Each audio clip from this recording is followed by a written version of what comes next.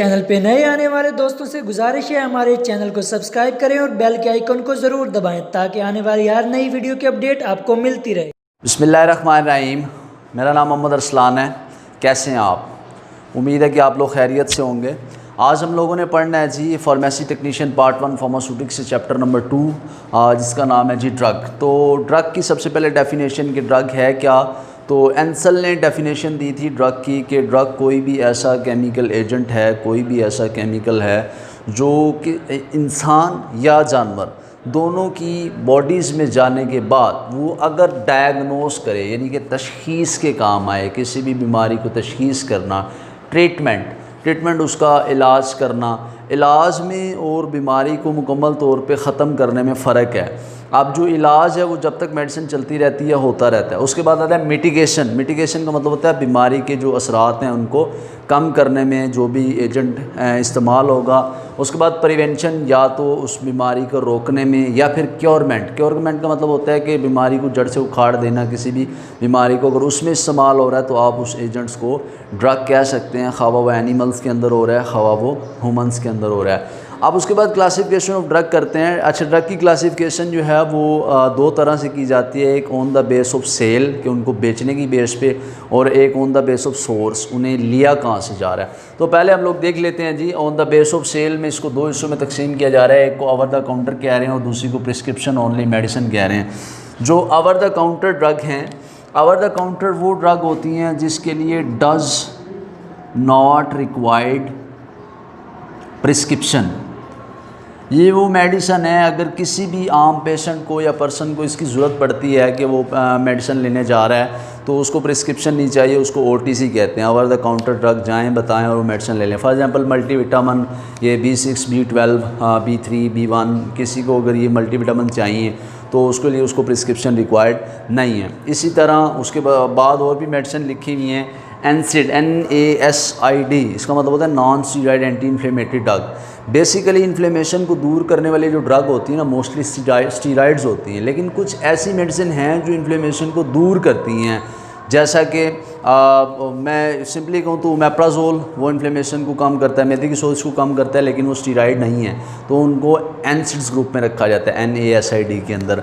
उसके बाद लग्जेटिव वो जो कॉन्स्टिपेशन के अगेंस्ट होती हैं, जो कब्ज़ कुशा मेडिसिन होती हैं, तो उन्हें कॉन्स्टिपेशन में इस्तेमाल करते हैं, उन मेडिसिन को लग्जेटिव कहा जाता है, उसके लिए भी ज़रूरत नहीं है।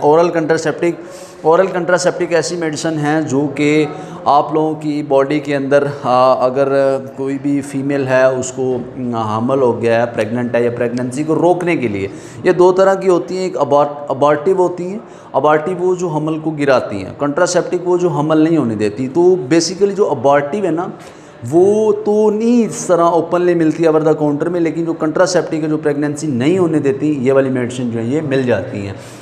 उसके बाद बात करते हैं जी प्रिस्क्रिप्शन ओनली मेडिसिन। ये वो मेडिसिन होंगी जिन्हें POM कहा जाता है, ओनली ऑन प्रिस्क्रिप्शन। ये प्रिस्क्रिप्शन आपके पास होगी तो ये मेडिसिन आपको मिलेंगी, अदरवाइज़ नहीं मिलेंगी। इसमें एंटीबायोटिक्स आ रहा है। अब एंटीबायोटिक को इसलिए रखा गया है कि एंटीबायोटिक्स का जो रिएक्शंस हो सकता है ह्यूमन बॉडी के साथ वो फास्ट हो सकता है। ज़रूरी नहीं है कि सभी को, लेकिन जिसको होता है उसको एनाफाइलेक्टिक शॉक भी लग सकता है, इवन कि वो मेडिसिन इंटेक करते ही उसकी डेथ भी हो सकती है, इसलिए इसको प्रिस्क्रिप्शन पे ही दिया जाता है। और ज़्यादातर जो एंटीबायोटिक्स हैं उन्हें TD करने के बाद, टेस्ट डोज करने के बाद देना चाहिए। नेक्स्ट आता है बेंजोडाइज़ेपिन। अब बेंजोडाइज़ेपिन ऐसी मेडिसिन होंगी जिससे गनूदगी आएगी। आप कहते हैं कि आर्टिफिशियल स्लीप आना जो है वो स्टार्ट हो जाएगी। स्टीरॉयड अभी ये लाइफ सेविंग ड्रग भी कहा जाता है, लेकिन इसका कंटिन्यूसली आप लोग यूज़ करेंगे तो आपके लिए नुकसानदेह है। ये यूज़ करनी चाहिए डॉक्टर की प्रिस्क्रिप्शन के, उसकी हदायत पे। बारबिचुरेट्स ऐसी ड्रग होती है जो बेंजोडाइज़ेपिन से थोड़ी सी हैवी होती हैं। अगर वो हिप्नोसिस करवा रही हैं, आर्टिफिशियल स्लीप प्रोड्यूस करवा रही हैं, तो जो बारबिचुरेट्स होंगी वो आप लोगों को बेहोशी की तरफ, एनेस्थीसिया की तरफ भी लेके जा सकती हैं। हाइपोग्लाइसीमिया जो शुगर का लेवल डाउन करती हैं, शुगर की गोलियां सीधा अगर कहें तो मतलब कि एंटी हाइपरटेंसिव जो ब्लड प्रेशर के अगेंस्ट होती हैं, अगर इसका BP बढ़ रहा हो तो उसके खिलाफ जो मेडिसिन इस्तेमाल होती हैं। ये तो थी simple on the base of sale. यहाँ पे देखते हैं जी on the base of source.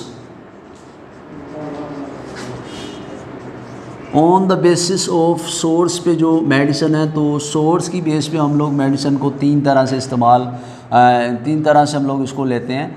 Natural source है जी सबसे पहले, उसके बाद बाकी सोर्स भी देखते हैं। सेमी सिंथेटिक के बाद आता है जी सिंथेटिक। अब नेचुरल सोर्स ऐसा सोर्स है, कोई भी मेडिसिन के ऐसा सोर्स जो कि कुदरती तौर पे आप लोगों को मिल रहा है। अब हमें पता है, बड़ा क्लियर है ये बात कि जितनी भी मेडिसिन हम लोगों को कुदरती मिल रही है, फॉर एग्जांपल अगर कोई ड्रग्स आप लोग प्लांट से ले रहे हैं, एक, अगर कोई ड्रग्स आप लोग एनिमल से ले रहे हैं, दो, अगर कोई ड्रग्स आप लोग माइक्रो ऑर्गेनिज्म से ले रहे हैं, माइक्रो ऑर्गेनिज्म के बाद लास्ट पे अगर आप लोग मिनरल यानी कि जो धात वगैरह हैं ज़मीन से जो निकलती हैं, जिंक, आयोडीन वगैरह, वो ले रहे हैं, तो ये इसी कैटेगरी में फॉल करेगी। अब प्लांट से फॉर एग्जांपल कोई एक ड्रग आप लोग फार्माकोग्नोसी में पढ़ते भी होंगे, जैसा कि एलो एक ड्रग है, वो एलो बार्बाडेंसिस प्लांट से ली जाती है। रूवुल्फिया सर्पेंटिना से रेजरपिन ली जाती है। ग्लाइसाइजरा ग्लैब्रा से ग्लाइसाइजरा लिया जाता है, मतलब ठीक जिसको बोला जाता है। हम लोग एक एग्जांपल यहाँ पे पुट कर देते हैं कि एलो ड्रग जो है वो एलो बार्बाडेंसिस प्लांट से ली जाती है।